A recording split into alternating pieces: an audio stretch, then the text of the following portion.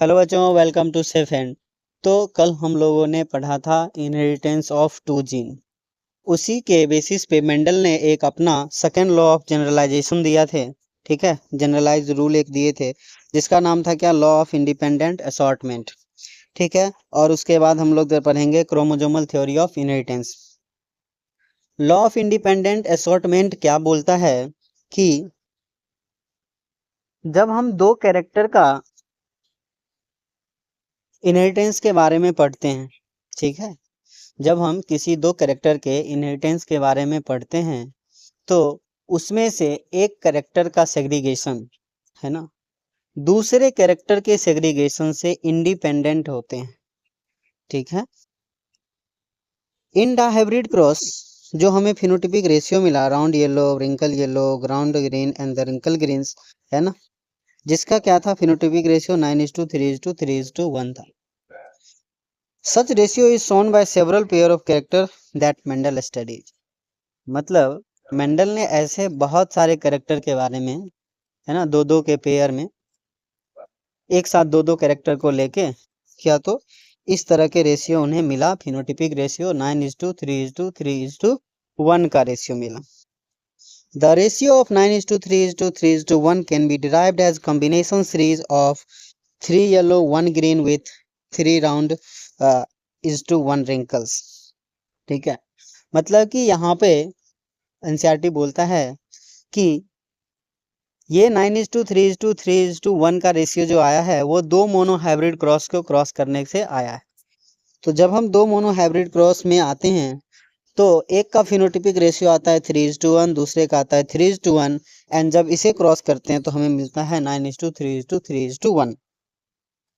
अब इस चीज को देख के मेंडल ने अपना सेकंड सेट ऑफ जनरलाइजेशन जो है उन्होंने दिया। ठीक है, जिसे बोला गया Mendel law of independent assortment. ठीक है, अब इसका स्टेटमेंट क्या है, when two pair of traits, ठीक है, टू पेयर ऑफ ट्रेड्स यानी कि 4 ट्रेड्स, है ना, टू कैरेक्टर, है ना, when two pair of traits are combined in hybrids, जो हाइब्रिड हम लोग बना रहे हैं उसमें दो पेयर जो हैं वो कंट्रास्टिंग ट्रेड्स हैं। Segregate of one pair of the character is independent of other pair of character. एक कैरेक्टर के ट्रेड्स का सेग्रीगेशन, ठीक है, वो इंडिपेंडेंट है दूसरे कैरेक्टर के ट्रेड्स के सेग्रीगेशन से। The Punnett square can be efficiently used to understand the independent segregations of two pair of allele during meiosis. और आप जब पनेट स्क्वायर इससे देखेंगे पनेट स्क्वायर को, तो आप इसे आसानी से जान पाएंगे कि ऐसा हर एक ट्रेड जो है वो इंडिपेंडेंट है दूसरे ट्रेड से। ठीक है, तो यहाँ पे हम लोग देखते हैं जब दो ट्रेड्स का एग्जाम्पल लिया, round and yellow and wrinkle and green का, तो यहाँ पे consider the segregation of one pair of genes, जैसे कि एक पेयर ऑफ जीन का जब सेग्रीगेशन जैसे आर और आर का, तो उसमें क्या होगा, 50% of gamete have gene R. तो जितने भी जीन बनेंगे उसमें 50% जीन में क्या होंगे, आर होंगे, एंड रेस्ट 50% में स्मॉल आर होंगे। ठीक है, it also have allele capital Y and small Y.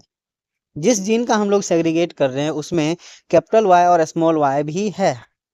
The important things to remember here that the segregation of 50% R and 50% small r is independent of segregation of 50% of Y and 50% of small y.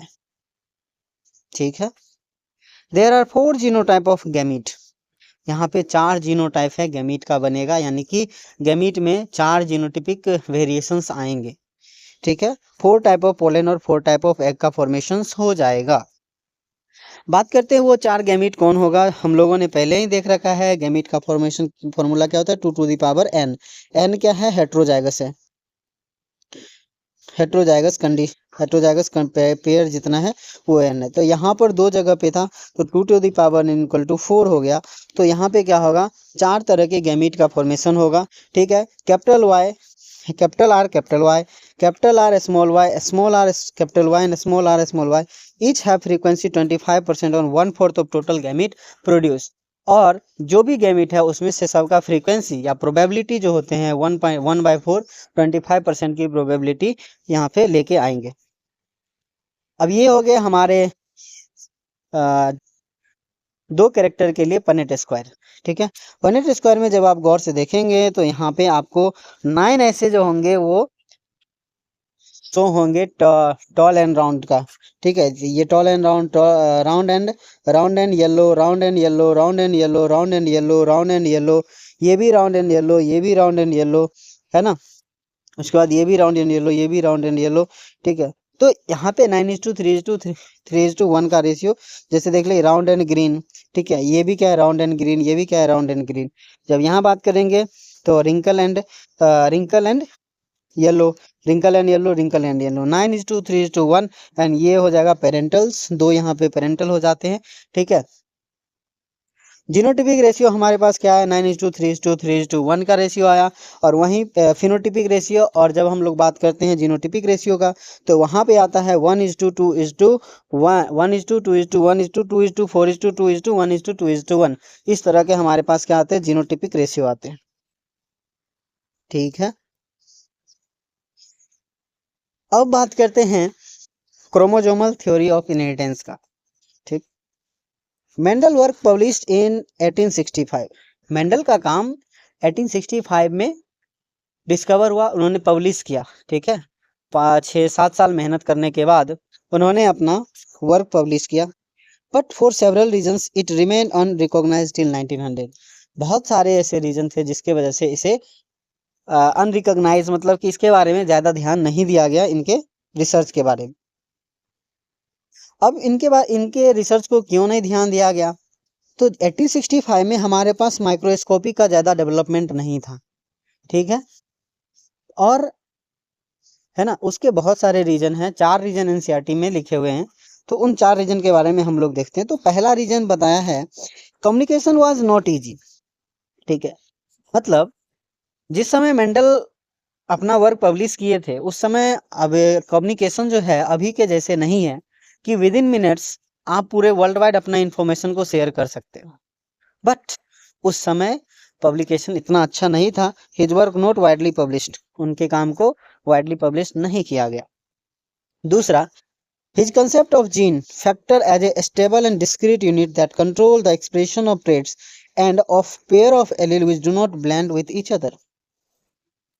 Second, उनका ये कहना था कि जो भी character है, ठीक है, और कैरेक्टर जो है उसके अंदर ट्रेड्स है और ट्रेड्स पेयर में अवेलेबल है और उसमें किसी भी तरह का ब्लेंडिंग नहीं होता है, ब्लेंडिंग इनहेरिटेंस शो नहीं होता है।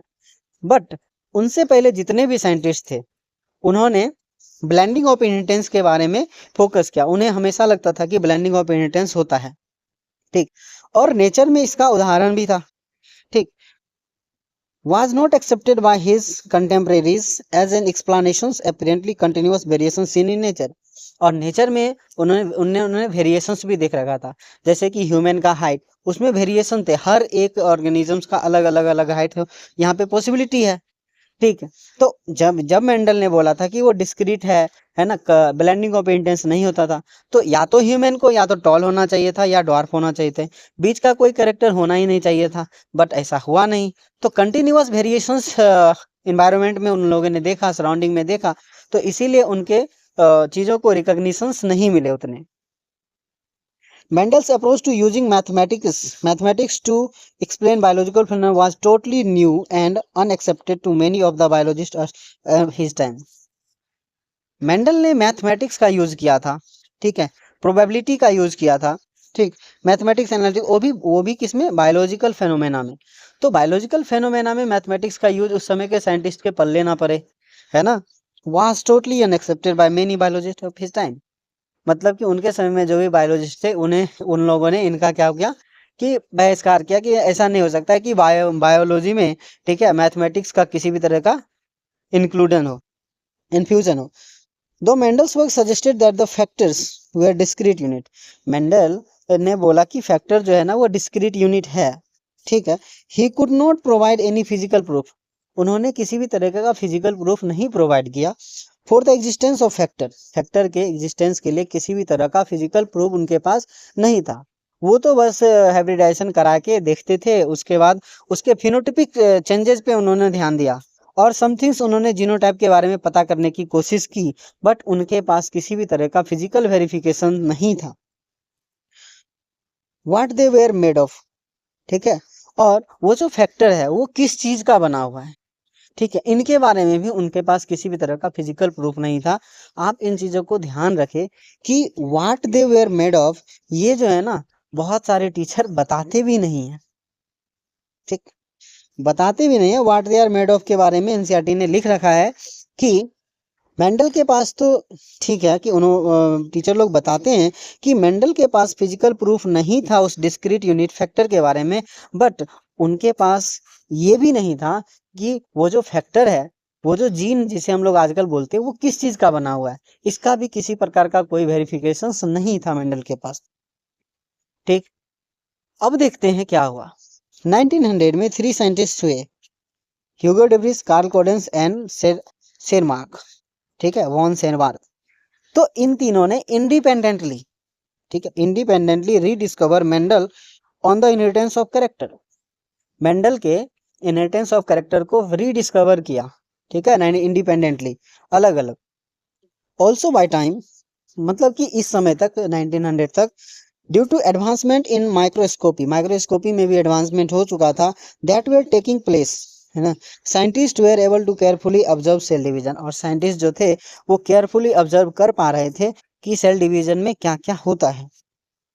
This led to discovery of structures in the nucleus, और इससे क्या हुआ, न्यूक्लियस का डिस्कवरी हुआ, that appears to double and divide just before each cell divisions, और उन्होंने उसमें क्या देखा गया, क्या पाया गया कि जो न्यूक्लियस है वो डिवीजन से पहले डबल होते हैं और एक दूसरे में बराबर बराबर बढ़ जाते हैं, ठीक है, before cell division.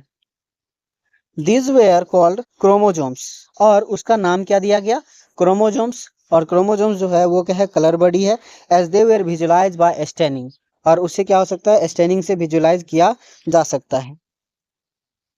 By 1902 the chromosomal movement during meiosis had been worked out. 1902 मतलब 1900 में तो कार्ल कोडेंस, ह्यूगो ड्यूब्रिस एंड द सेनमार्क जो थे, उन्होंने इस पे क्रोमोजोमल थ्योरी ऑफ इनहेरिटेंस पे अपना काम करना शुरू किया, लेकिन 1902 तक, है ना, 2 साल बाद जो है क्रोमोजोमल का मूवमेंट जो होता है मियोसिस के अंदर वो देखा गया, ठीक है। जब यहाँ पे ये डबल होने के बाद सेल डिविजन्स हो, ठीक है, तो ये माइटोसिस का बता रहा है। फिर मियोसिस के बारे में 1902 क्रोमोसोमल मूवमेंट ड्यूरिंग मियोसिस काम कर लिया गया उस पे, मतलब कि उसके बारे में पता लगा दिया गया 1902 तक। Walter Sutton and Theodor Boveri noted that the behaviour of chromosomes was parallel to behaviour of gene, chromosome का जो बिहेवियर है वो जो है जीन के पैरेलल है ना, जैसे जैसे जीन जो होता है, जैसे ट्रांसफर हो रहे हैं, ठीक है, एक पेरेंट से दूसरे ऑफस्प्रिंग में, ठीक है, उसी तरह क्रोमोसोम का भी ट्रांसफर हो रहा है, मतलब कि gene are located on chromosomes. Chromosomes movement explain to Mendel law, और ये क्रोमोसोम का मूवमेंट जो है वो भी क्या होता है, मेंडल लॉ को एक्सप्लेन कर पा रहा था। The important thing to remembers are that chromosomes as well as gene occur in pair. यहाँ पे सबसे अच्छी बात यह है कि जो एजम्पशंस या जो थ्योरी, जो जनरलाइजेशंस मेंडल के द्वारा दिया गया था, उसमें से ये चीज तो अच्छी हो गई कि ये चीज तो प्रूफ हो गई कि जैसे क्रोमोसोम जो अगर होते हैं पेयर में, तो जीन भी क्या होते हैं पेयर में, ठीक है, ये चीज पता चल गया था। The two allele of the gene pair are located on homologous site on homologous chromosome. Two allele of gene pairs, दो एलील, दो ट्रेड्स, है ना, एक कैरेक्टर के जो है वो कहाँ पे लोकेटेड होते हैं, homologous site of homologous chromosome, है ना, होमोलोगस क्रोमोसोम के होमोलोगस साइट पे, है ना, हमारा डिफरेंट, मतलब कि सेम कैरेक्टर के लिए दो ट्रेड्स जो है वो अवेलेबल होंगे। अब वो हेट्रोजाइगस हो सकते हैं, होमोजाइगस हो सकते हैं, what ever, but same character के लिए वो होमोलोगस साइट पे ही अवेलेबल होंगे। इसका एग्जांपल हम अब यहाँ पे देखते हैं। Meiosis of germ cells formations in the cells with 4 chromosomes, can you see the chromosomes aggregate with germ cells are forms.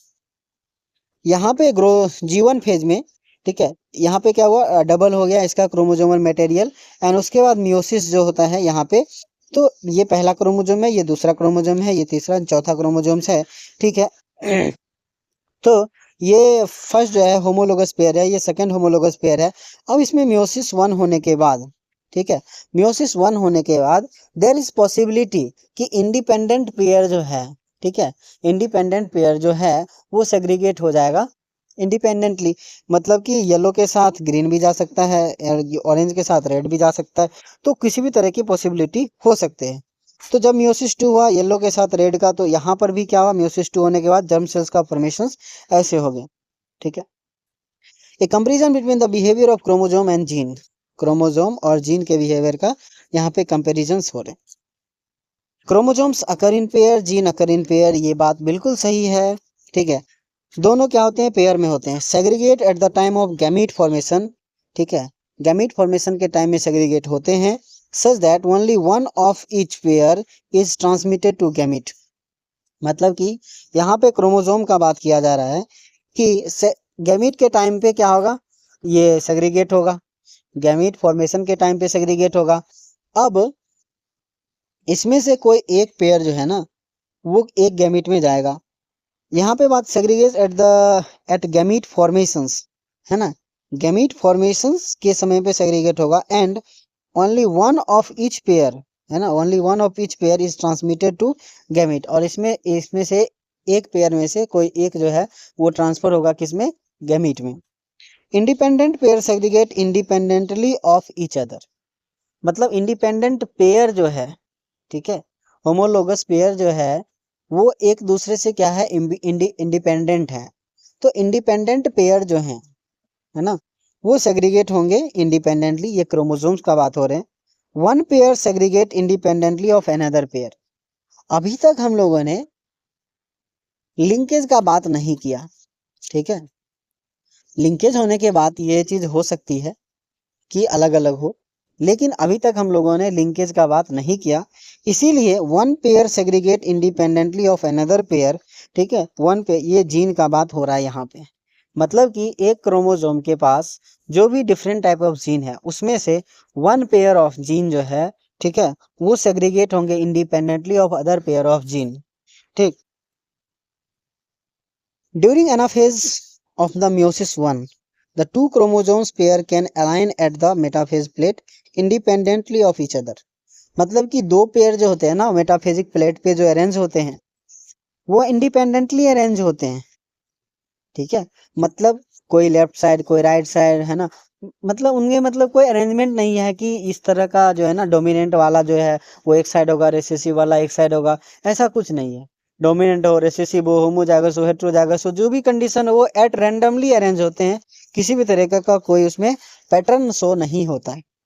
To understand this complete the chromosomes for different colours in the left and right columns का हम लोग यहाँ पे बात करते हैं, जो अभी हम लोगों ने इससे पहले देखे थे, है ना, गैमीट का फॉर्मेशन। तो यहाँ पे देखते हैं कि पहले में जो मेटाफेज वन में जो ये हुआ था, तो उसमें ऑरेंज के साथ ग्रीन था और येलो के साथ रेड था। वहीं दूसरा जब अरेंजमेंट शो हुआ था किसी और सेल में, तो ऑरेंज के साथ रेड और येलो के साथ ग्रीन का अरेंजमेंट हो गया। और जब इस इंडिपेंडेंट पेयर ऑफ सेग्रीगेशंस यहाँ पे होंगे तो ऑरेंज के साथ रेड चला गया और येलो के साथ ग्रीन चला गया। वहीं दूसरे में देखते हैं कि ऑरेंज के साथ ग्रीन चला गया और येलो के साथ रेड चला गया। अब इसमें क्या होगा, मियोसिस 2 होने के बाद 4 गैमेट का फॉर्मेशन होगा और यहाँ भी 4 गैमेट का फॉर्मेशन होगा। तो ये शो कर रहा है कि इंडिपेंडेंट पेयर जो है वो इंडिपेंडेंटली सेग्रीगेट होता है, उसे मतलब ही नहीं है कि मैं किसके साथ जा रहा हूँ, वो अकेला अपना सेग्रीगेट हो रहा है। बात करते हैं Sutton and Boveri argued that the pairing and separations of pair of chromosomes could lead to segregation of pair of factor they carried. मतलब सटन एंड बॉबरी में इस चीज का बातचीत हुआ कि जो कैरेक्टर है, ठीक है, और जो क्रोमोसोम है, तो ये जो होते हैं ना पैरेलली जो होते हैं वो सेग्रीगेट हो रहे हैं। मतलब कि जैसे अगर क्रोमोसोम सेग्रीगेट हो रहा है तो उसी के साथ साथ जो उसका कैरेक्टर है वो भी क्या हो रहा है, सेग्रीगेट हो रहा है, उसका फैक्टर जो है वो भी क्या हो रहा है, उसके साथ साथ जा रहा है। Sutton united the knowledge of chromosomal segregation, chromosomal segregations के स्टडी को, उसके नॉलेज को से यूनाइट किया with Mendelian principles and called it the chromosomal theory of inheritance. Chromosome के, है ना, क्रोमोसोमल सेग्रीगेशंस का, ना कि उसके जीन के सेग्रीगेशन का, क्रोमोसोमल सेग्रीगेशंस के नॉलेज को यूनाइट किया। ठीक है, and chromosomal theory of inheritance दिया गया मेंडल के लॉ के साथ। तो यहाँ पे क्रोमोसोमल थ्योरी ऑफ इनहेरिटेंस जो होता है वो सटन ने नॉलेज को क्या किया, यूनाइट करके और chromosomal theory of inheritance provide किया। Following this synthesis, of idea, experimental verification of chromosomal theory of independent inheritance, है ना, inheritance, Thomas Hunt Morgan and his colleagues. मतलब कि ये सटन एंड बोबरी ने जो आइडिया दिया, ठीक है, सटन एंड बोबरी के द्वारा जो आइडिया दिया गया कि ये जो है ना क्रोमोजोमल थ्योरी ऑफ इनहेरिटेंस, मतलब कि जैसे जैसे क्रोमोजोम का सेग्रीगेशन होता है उसी के साथ साथ फैक्टर का भी सेग्रीगेशन हो रहे हैं। तो इस आइडिया का जो एक्सपेरिमेंटल वेरिफिकेशन था उसने वो कौन दिए, थॉमस हंट मॉर्गन एंड उसके कलीग ने मिलकर क्या किया, इस आइडिया पे एक्सपेरिमेंटल वेरिफिकेशन किया।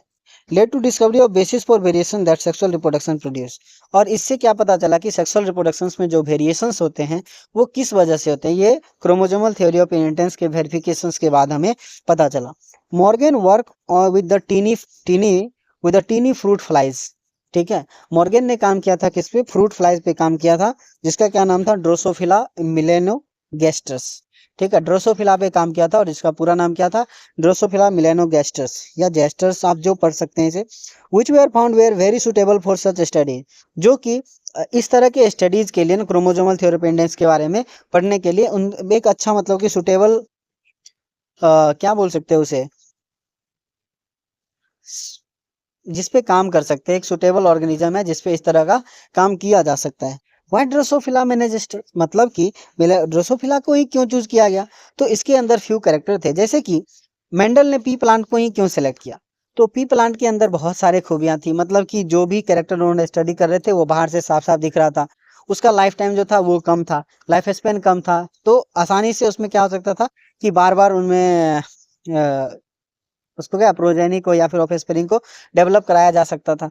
तो इस तरह की चीजें, तो वही सारे चीज ना मैं इन्हें ड्रोसोफिला के अंदर भी इन्हें मिला, जिसमें क्या है, grow in simple synthetic medium in laboratory, मतलब कि सिंपल सिंथेटिक मीडियम लेबोरेटरी के अंदर जो है उसमें क्या होगा कि वो आसानी से ग्रो हो जाएगा। Complete their life cycle in about 2 weeks, और 2 वीक के अंदर अपना लाइफ साइकिल भी क्या कर लेगा, कंप्लीट कर लेगा। Single mating produce a large number of progeny, single mating से लार्ज नंबर ऑफ प्रोजेनी, मतलब कि जो भी वेरिएशंस आएंगे उसमें हमें आसानी से देखा जा सकता है। सो सेक्सुअल डायमॉर्फिज्म्स, मतलब मेल एंड फीमेल को इजीली डिस्टिंग्विश कर सकते हैं। It it has many type of heredity variations that can be seen with with low power microscopes। यहाँ पर मेल और फीमेल को आसानी से डिस्टिंग्विश तो कर ही सकते हैं, साथ में इसमें जो हेरिडिटी होते हैं यानी कि जो वेरिएशंस आएंगे, ठीक है, heredity that can be seen with low power microscope, वो लो पावर माइक्रोस्कोप से आसानी से देखा जा सकता है कि इसके प्रोजेनी में किस किस तरह के वेरिएशंस आए आए हैं, ठीक है। तो यहाँ पे हम लोगों ने क्रोमोजोमल थ्योरी ऑफ इनहेरिटेंस जो सटन एंड बॉबरी के द्वारा दिया गया, एक थ्योरी दिया गया, उसके बाद इस पे काम किया थॉमस हंट मॉर्गन ने, ठीक है, और मॉर्गन ने किसे सेलेक्ट किया, ड्रोसोफिला को, ठीक है। अब ड्रोसोफिला के सेलेक्ट करने के बाद इसके बाद इस पे जो एक्सपेरिमेंट होगा लिंकेज का, थॉमस हंट मॉर्गन के जो स्टूडेंट है ना, इसके आगे हम लोग कल देखेंगे। तब तक के लिए ओके बाय।